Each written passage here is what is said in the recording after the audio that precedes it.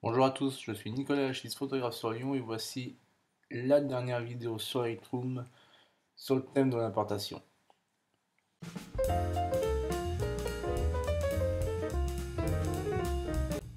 Sur la précédente vidéo, on traitait de l'importation de vos photos sur Lightroom. Je vous avais détaillé différentes parties du module d'importation et je vous avais donné deux exemples d'importation. Une qui privilégiait l'automatisation de toutes les tâches par Lightroom, donc la copie du disque dur, sur le disque dur, les mots-clés, les infos métadonnées et l'ajout au catalogue Lightroom. La deuxième méthode, elle avait pour but d'atteindre le même résultat mais avec une étape faite par l'utilisateur. Je copiais d'abord mes fichiers sur mon disque dur à l'emplacement final et ensuite, ou même plus tard, j'ouvrais Lightroom pour finaliser l'import dans le catalogue. Quelle que soit votre méthode d'importation, toutes les tâches de la première vidéo, sauf les tâches humaines, peuvent être encore plus automatisées et cela grâce aux paramètres prédéfinis d'importation. J'avais parlé, rappelez-vous, de paramètres prédéfinis quand on traitait les métadonnées de vos photos. On avait même créé un paramètre qui s'appelait blog copyright sur la première vidéo. Et dedans, on avait des métadonnées, je crois.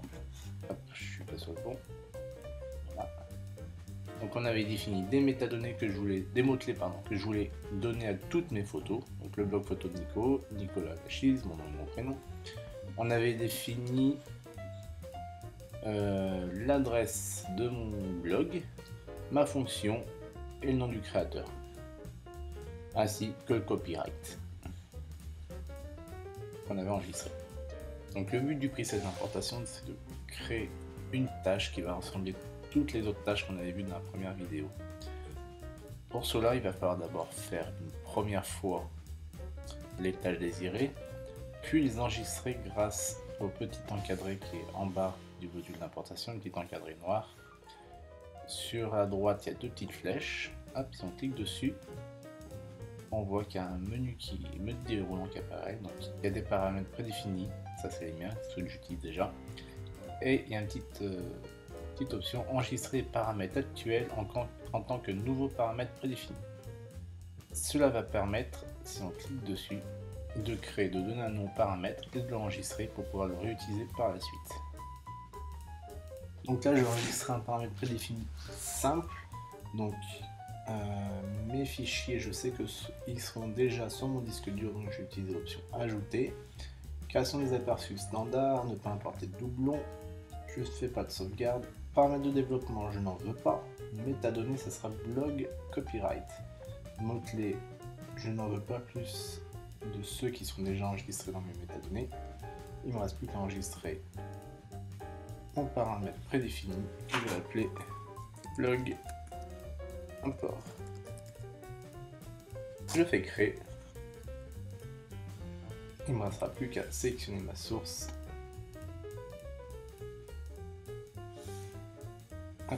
et cliquer sur importer. Je laisse l'importation se dérouler. En attendant, je coupe la vidéo et je reviens tout à l'heure. Donc retour sur Lightroom, l'importation est terminée. On a toutes nos photos dans le catalogue, les métadonnées et mots-clés qui sont renseignés. Donc le même résultat qu'à la première importation de la première vidéo. Donc là on a créé un preset d'importation classique utilisable pour toutes mes photos qui vont aller sur le blog de Nico. Maintenant je peux créer aussi d'autres importations, par exemple des photos de famille, où je peux utiliser blog copyright. Je vais peut-être utiliser Nikon D800 par hasard.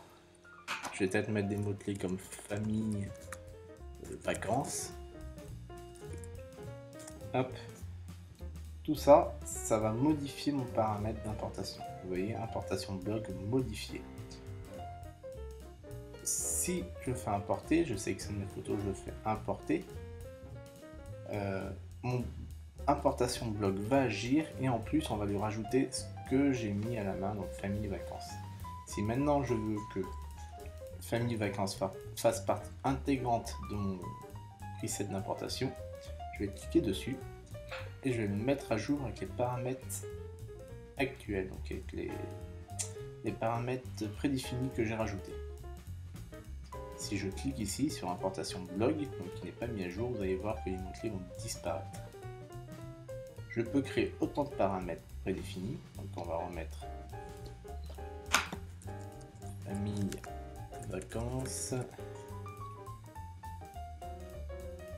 Ici je vais mettre des 800.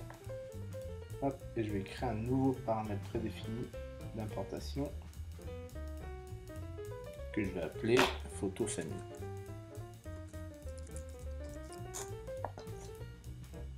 Par exemple, là, j'ai deux paramètres.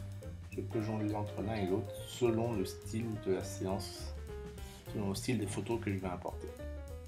Une chose importante à savoir, c'est qu'un paramètre prédéfini n'enregistre jamais la source de vos images. Ce sera toujours à l'utilisateur de signaler où vos photos se trouvent pour pouvoir les importer. Par contre, il enregistre la méthode d'importation. Donc il faut faire attention que vos photos ne soient pas sur une carte SD et que votre importation soit ajoutée. C'est impossible, je vous le rappelle. Voilà, vous savez à peu près tout sur les paramètres d'importation et sur l'importation en général. Merci de m'avoir suivi, j'espère que cette vidéo vous a plu. Je vous dis à bientôt dans une nouvelle vidéo et entre temps, ou un nouveau tuto écrit, et entre temps, donc faites des photos. Bye bye.